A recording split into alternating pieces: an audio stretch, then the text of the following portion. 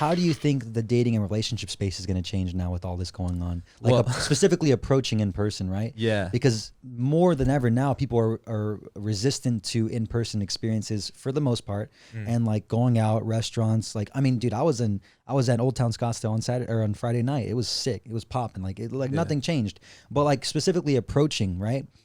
Do you think approaching is going to die? Do you think approaching is always going to be there? Like, are people just going to be wear a face mask and approach now? Like, what do you see the future of the dating and relationship space being? Is it all going to be texting online, virtual game? Yeah. I think there's a lot of angles to go at this question with, because one, my answer has to take into account how long do I think that this is going to go on, and do I think it will return to normal, at least with the face masks, the social distancing thing. My gut tells me that right now it might seem like there might never be a time where things return to normal, but I believe that people want it to return to normal more than anything, and I think it will. As far as the dating space, I think businesses are going to be a lot more cautious with what they do these days. And so I know my business, like, this is kind of crazy because going into quarantine, going into the whole fucking thing happening, I had a boot camp coming up, and my whole fucking business plan for the next 5-10 years was I was going to run these fucking boot camps multiple times a year, hopefully every single fucking month. Yeah. Right. And these are investments that people are making and coming from and learning in that fucking badass environment. Brian was there. And if you saw the documentary, you saw it. I wanted to do so many of these, and I had 3 planned for this year. I had to cancel 2, and anybody who had bought that one, we had to postpone all of it to the one at the end of the year, because hopefully things will open up back up then. I think it would be not wise for me as a business owner to make my business revolve around events moving forward. Yeah. Right. So I think that's one of the major changes is you're going to see a lot less events. You're going to see a lot more. If there are events, it'll be very, very structured so people can keep their proper safety precautions. Right. Yeah. And this reminds me of something that happened yesterday. I got to tell you about this, but literally, I bet I would not be surprised if in a year or 2 from now, people are afraid to approach. I don't think approaching will ever go away because it's how people have met for thousands of years. Sure. So you'll just have to tweak how you approach. It's not going to be as aggressive or forward as it probably was in the past. You'll have to be a little bit more calculated with how you approach. But if you can approach, I think that's always going to be the number one way. Yeah. But I bet the people who are afraid to approach and also can't do well online, they're going to see something else pop up. And I bet there's going to be a lot of businesses that are setting up events for singles to come and mingle.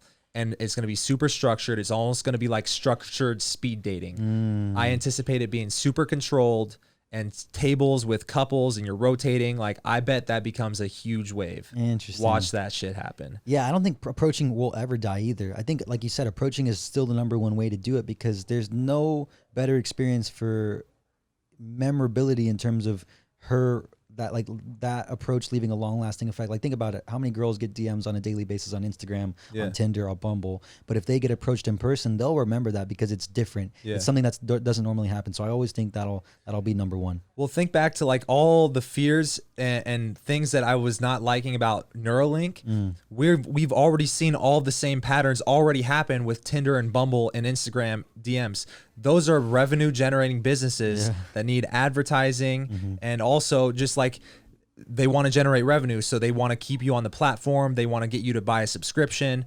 So I think unfortunately, business and marketplaces are going to try to gear you more towards platforms like that. Yeah, for sure. But I think human nature, just in-person connection is never going to die out because it's in our DNA. 100%. I agree because it's like, I want everything to open back up. I'm an advocate for let's get out there, dude. Like, let's get out there. Let's stay healthy. Let's take the necessary precautions, keep everybody safe for sure. Do what we can. But like, let's start opening up the economy again, bro. Like, let's get out there. Let's start, because like at the end of the day, human connection that's like I think Tony Robbins talks about this. Like, you can have the health, like, but if you're missing the in-person experience with community or with social relationships, that can eat at your happiness levels, no matter how much you work out, no matter how much you have the money, right? If you're not getting social and being around people that you love or love spending time with, that's going to eat at you and your mental health for sure.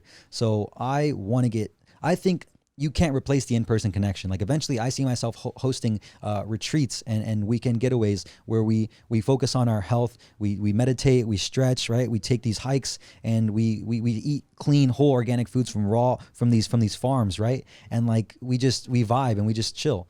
But you know, I think some people are going to be resistant to that, but I'm just like, dude, let's open back up, bro.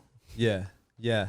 What do you think is going to have to, how long do you think this is going to last? What do you mean by last? Like, you mean like things still being closed down or like people being afraid to go out? Like anything even being affected in the same way? Because like restaurants are open in Arizona, but even the restaurants are only letting a certain amount of people in. Yeah. You have to wait in line to walk into Walmart. Like, Yeah. when do you think everything's going to be back to normal? Probably like March of 2021, March, maybe April. So like spring 2021. I think, but even then, I think it's still going to be very limited to where it's like normal, but there's still going to be the 6 feet social distancing of like there's going to be new measures of how things are ran now. Like it's not just going to be walking up to a restaurant and being able to get a seat right away. It's going to be like, okay, we're going to have to wait for someone else to leave. Yeah. So like there's going to be a very systematic process of how businesses are operate based off what's happening now. Yeah. So it's going to be normal, but a different normal. Normal's done, I think. There's going to be a new normal now. Yeah. Which sucks, but dude, the only thing good about 2020 so far is the Chiefs winning the Super Bowl. That is literally it. And at least we started with that one, you know? Dude.